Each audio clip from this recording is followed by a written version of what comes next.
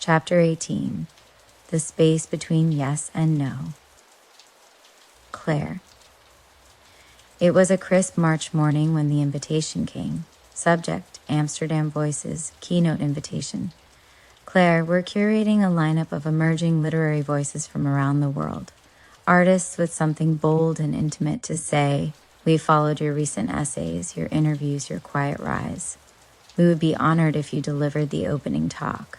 Dates, April 21 to 29. We'll cover everything. Flight, hotel, stipend. You'll be introduced on the main stage. Say yes. Lisette Van Rijn, festival director. I read it 3 times. Then once out loud. Then sat there, phone in hand, lungs full of both excitement and dread. Julian was at his desk, writing, of course. His headphones on, tapping at the keyboard like the words might slip away if he hesitated. I watched him and wondered, do I ask him to come with me, or would that be selfish? Or worse, would it take something from him? That night I got invited to speak, I said over dinner. My voice was carefully neutral. He looked up. Where? Amsterdam. His eyebrows lifted. Claire, that's huge, I know. When? April. He paused. That's soon. I nodded. 9 days. We sat in silence. The kind that felt less like tension, more like unspoken fear. Then, are you going? He asked. I didn't say yes. I didn't say no. I just whispered, I want to, and that was enough. Julian, of course I wanted her to go. What kind of man would I be if I didn't? But I also knew what it meant. 9 days. 9 days alone in our apartment. 9 days without her laugh filling the hallway, without her feet tangled in mine as we argued about what counted as a real breakfast. And more than that, I was afraid. Afraid she'd go and realize she didn't need this version of us, that the world she once dreamed of might feel more like home than I did. But I didn't tell her that. Instead, I helped her pack.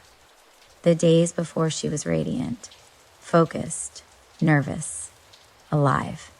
I watched her rehearse her talk, watched her organize her note cards with shaking fingers, and I loved her more than I ever had because she wasn't mine in those moments. She was herself, entirely.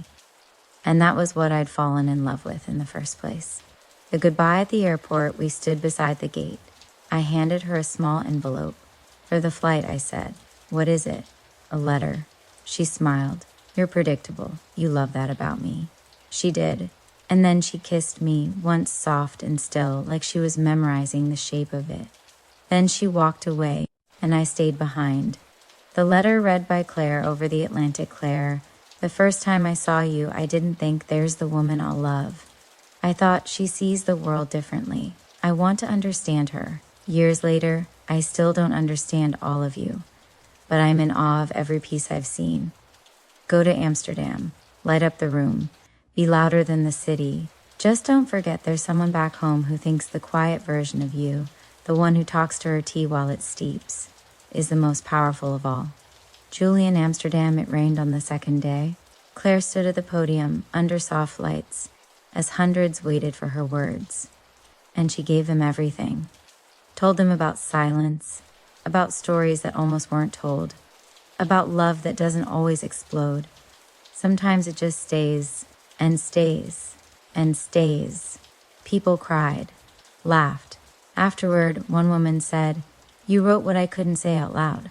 Claire smiled. That's the point. But that night, alone in the hotel room, she curled up in bed and whispered into the pillow, I miss you. Back in New York, Julian didn't write, not because he was upset, but because every time he tried, it felt hollow without her in the next room.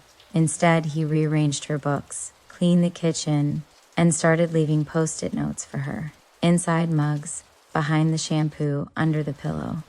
Each one said, still here. Claire returns when she opened the apartment door. She expected the lights to be off, but they were on. Candles flickering, music low, and Julian in the kitchen, barefoot, apron on, stirring something in a pot. He turned when he heard her drop her bag. You're early, he said. You're perfect, she replied. He opened his arms. She walked into them and just stood there. No drama, just home. That night they lay in bed, face to face, hands between them. Was it everything you hoped for? He asked. It was more. He smiled, but it didn't quite reach his eyes. And now what? He asked. Claire reached for the notebook beside the bed, the one she used to write story ideas before sleep. She flipped to a blank page and wrote one sentence: 2 people fall in love, and then choose to love each other every day after. She turned the notebook so he could read it. That's what, she whispered. That's the next chapter. Chapter 19, What We Keep. Claire.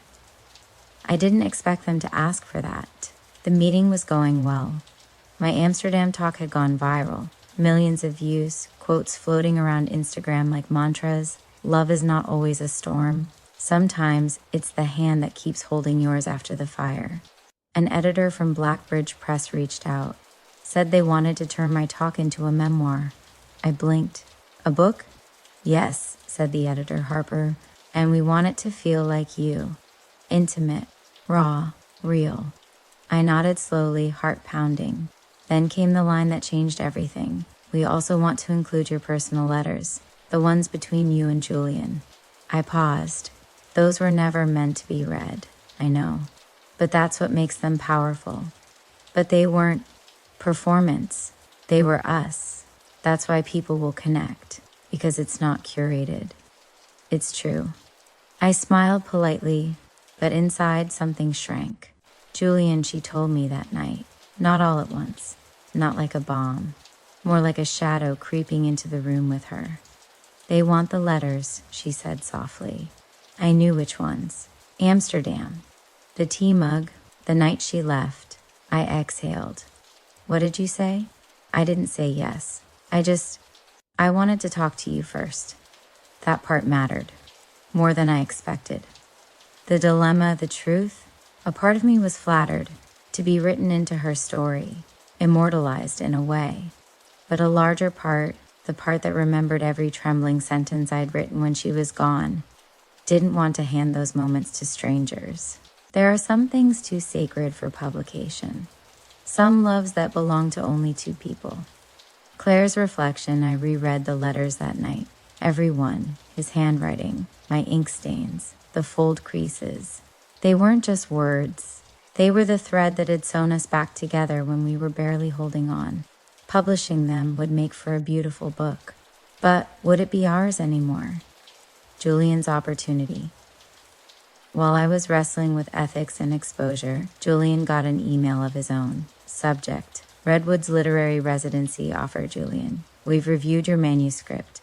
We're deeply moved.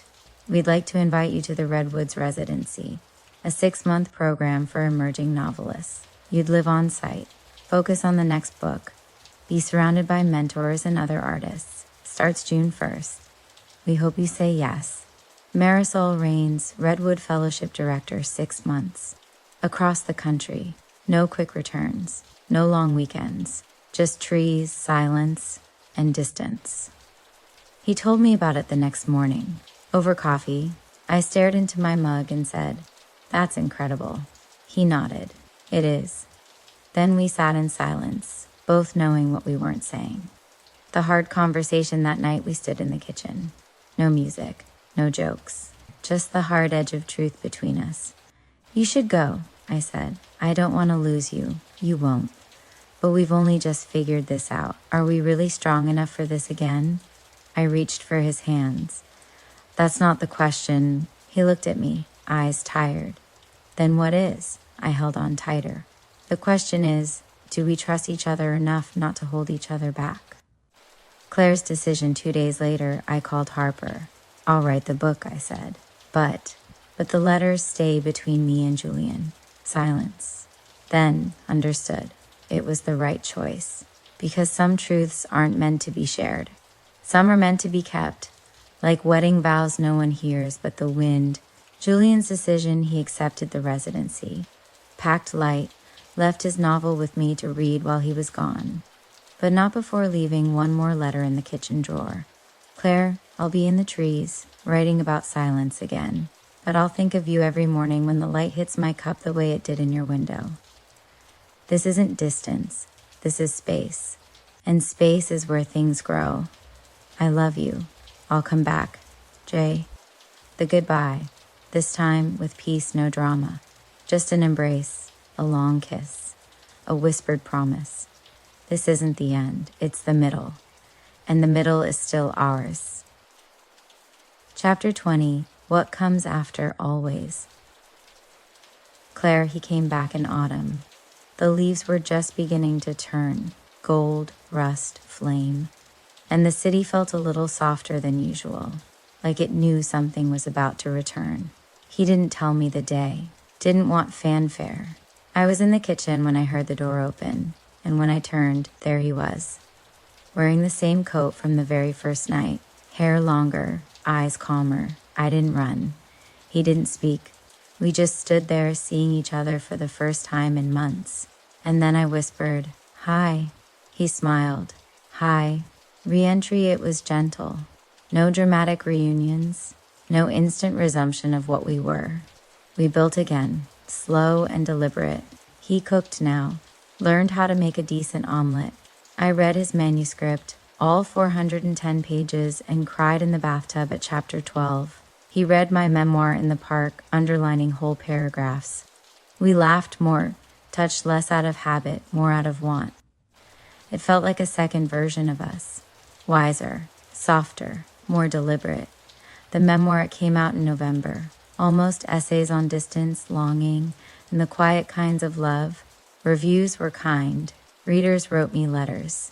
Not about Julian, specifically, but about recognition. I see my own story in these pages. I didn't know how to explain what it feels like to want someone and still want yourself too. That was the best part, knowing I had made something useful out of all the almosts, and that I had chosen not to sacrifice us to do it. Julian, when I read her book, I didn't look for myself, I looked for her. And she was everywhere, in the margins, in the rhythm of the sentences, in the way she left out certain things not out of shame but protection. I had never felt so seen in something that didn't name me. I loved her even more for it. A day in late December, we were walking in Prospect Park, gloved hands swinging gently between us. Snow was threatening the sky but hadn't fallen yet. Julian stopped suddenly, looked out over the frozen lake. "You ever think," he said, "that we almost miss this? All the time." He was quiet for a moment. Then, "I've been thinking." I looked at him. "About what?" "About what comes after always." I blinked. "After? Yes. Everyone talks about forever like it's a thing you just fall into. But I think it's more like something you build, brick by brick. And I want to build it with you." I laughed softly. "Are you proposing?" He grinned. "No, I'm asking if I can stay. Again and again. Every morning, every bad day, every Tuesday with bad takeout." I didn't hesitate. "Yes." The epilogue. 1 year later, we live in a quiet apartment now, a few blocks closer to the river. Julian has published his novel. It's dedicated to the boy who stayed lost and the woman who helped me come home anyway. I teach 2 workshops a month. Still write in the early hours. Still keep his notes in a box by the bed. We don't talk about forever like a promise. We talk about tomorrow and the next day. And when things are hard, we remember the tea, the letters, the silence, and we stay. Love at first sight wasn't the miracle. Staying was. Choosing was. Every morning I wake up next to a man who has left and returned, and every morning he chooses me again. That is our always. That is what came after